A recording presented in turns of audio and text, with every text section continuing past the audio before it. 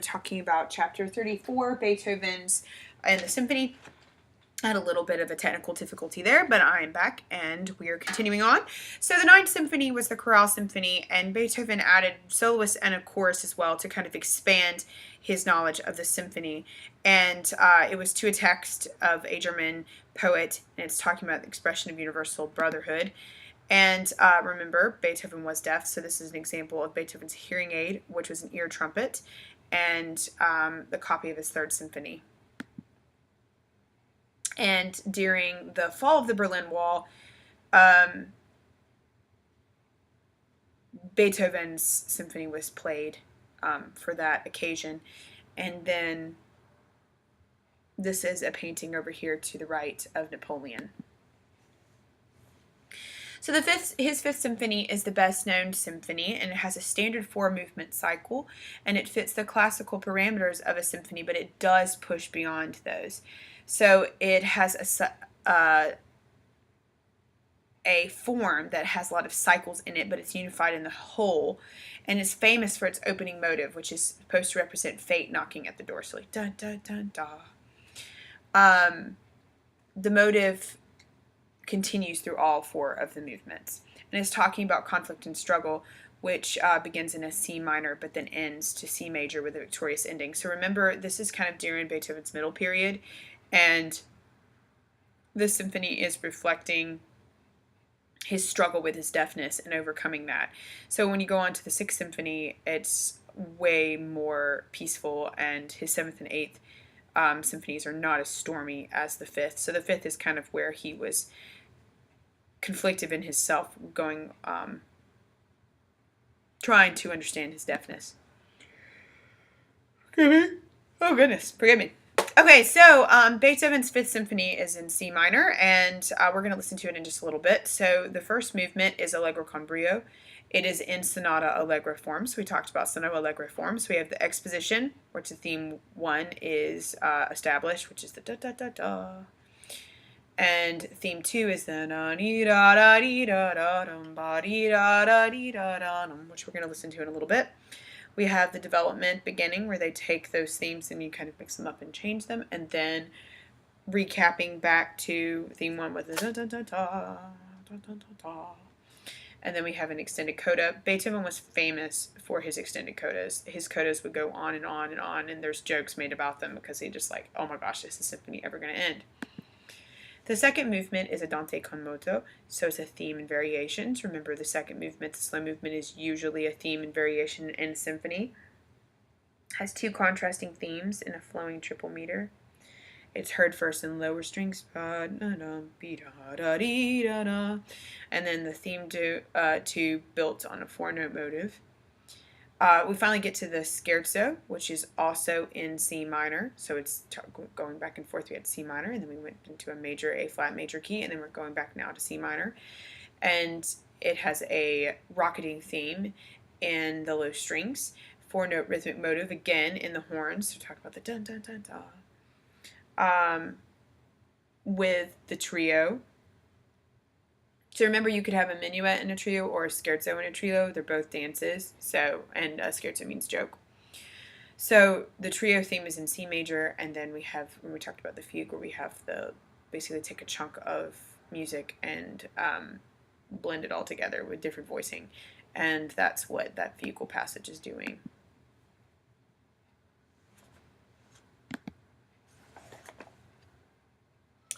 And my computer's freezing. Okay.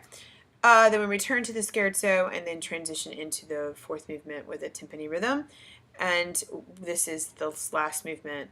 Dun ba dee dun dun dun dun dun da. Is triumphant with a C major triad, and then it's very energetic. The theme 2 is energetic in G major, so it's going back to that fact that he has conquered what he was so upset about in the very beginning. So we're going to listen to it. Obviously, we're not going to listen to the entire symphony, but we will listen to little clips of it because it is very long. So we'll listen to the beginning, the very famous.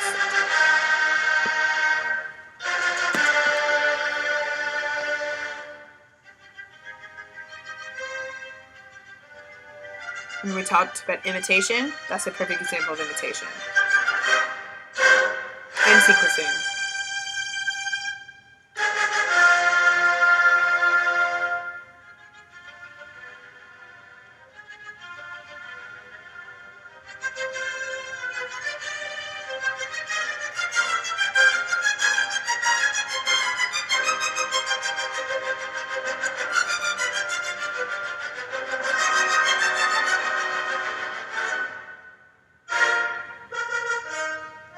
Second theme.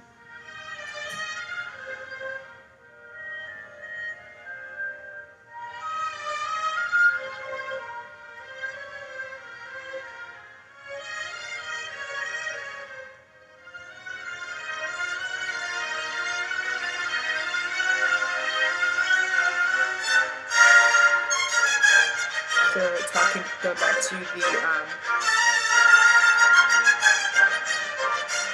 expanded motive.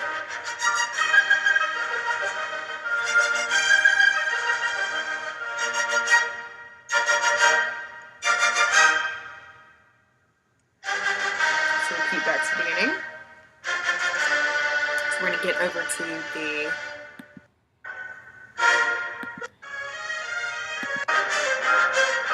development here.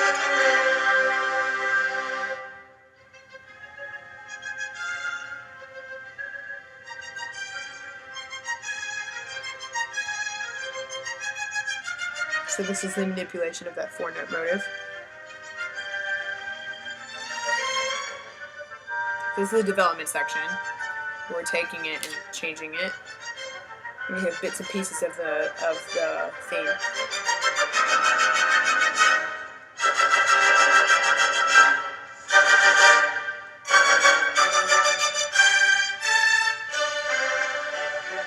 So we heard a little bit.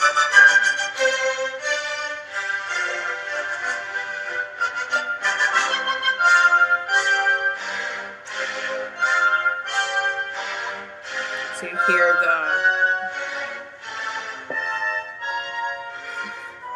stuff that's being doing.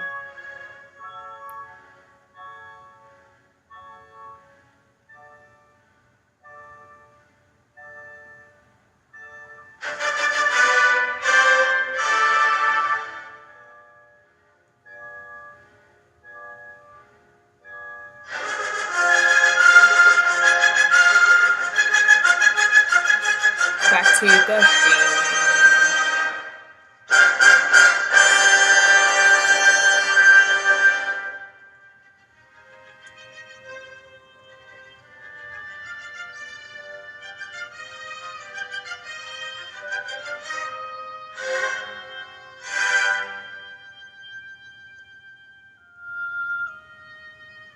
I have a little oboe cadenza here.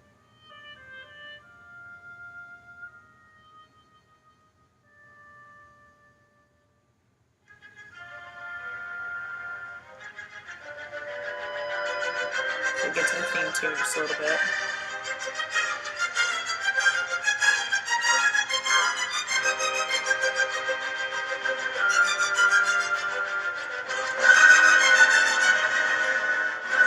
Second theme.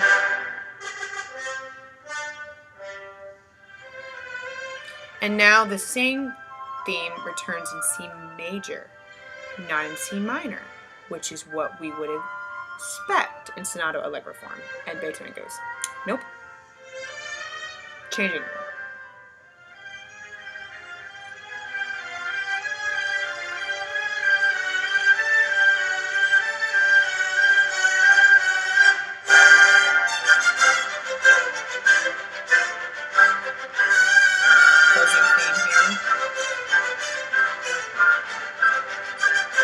To his famous extended coda.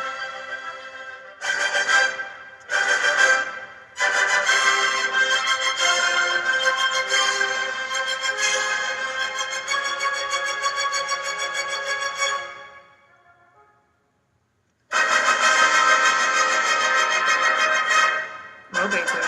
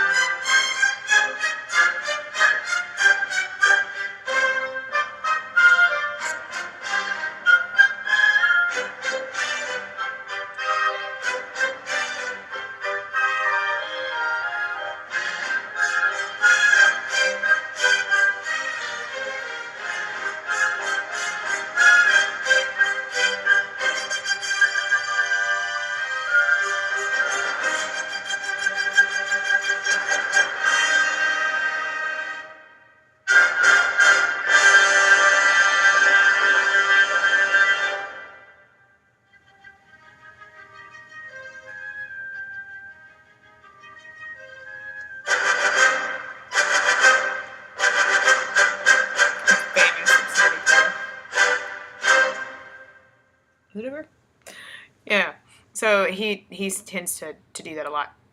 I'm going to listen just to the beginning of the second movement. So the contrast of the major key.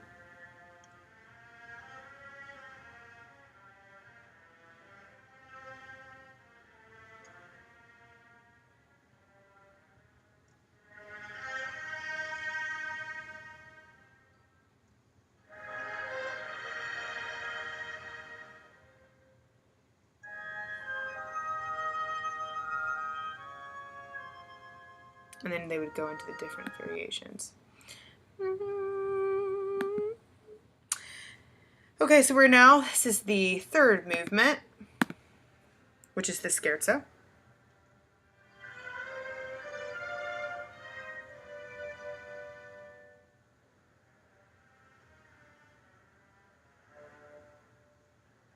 Back to the minor key.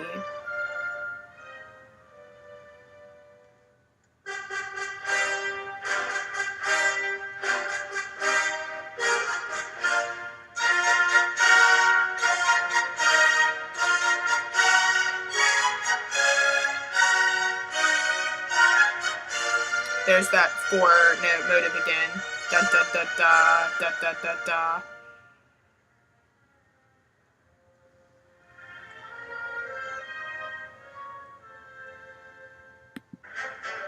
And then this is the trio.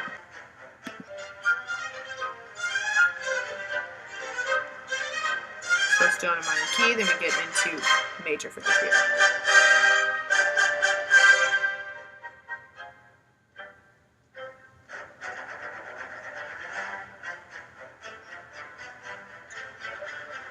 So there's the second entrance of the fugue, third entrance of the fugue,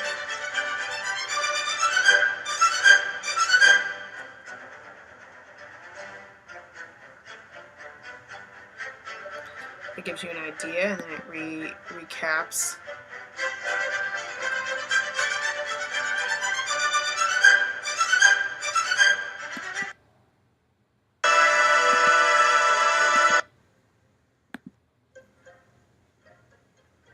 So the theme is back,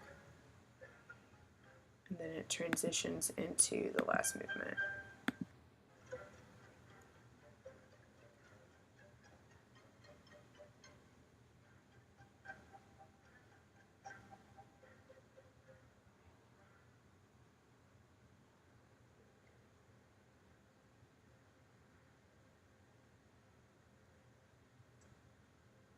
It's really hard to hear. You might have to go back and listen to it with headphones.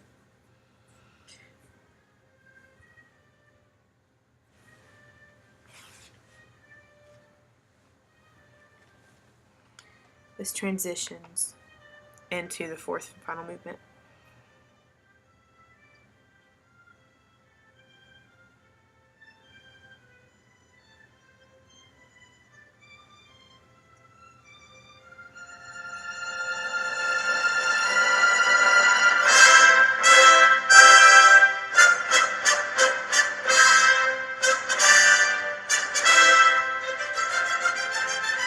So, triumphant, happy, come full circle.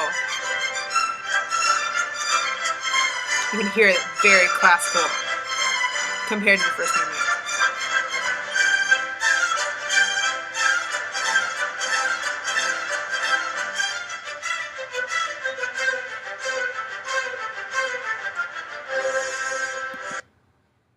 I'm going to get over to the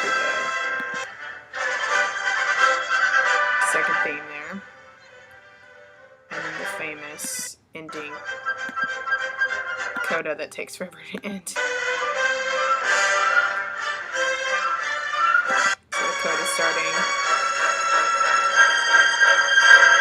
So we get to the coda.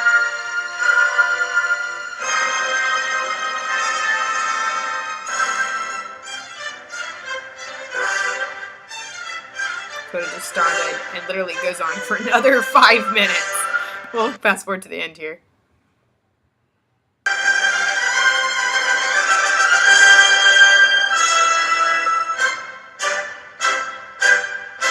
Ending for a full minute. Just kidding. So Beethoven is famous for that.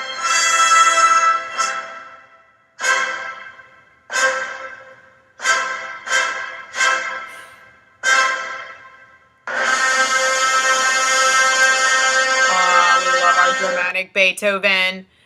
So anyway, you can listen to all of it if you wish here. And that completes our section about Beethoven and the classical symphony. So the next chapter we're going to talk about is Mozart and his opera, as well as his Requiem.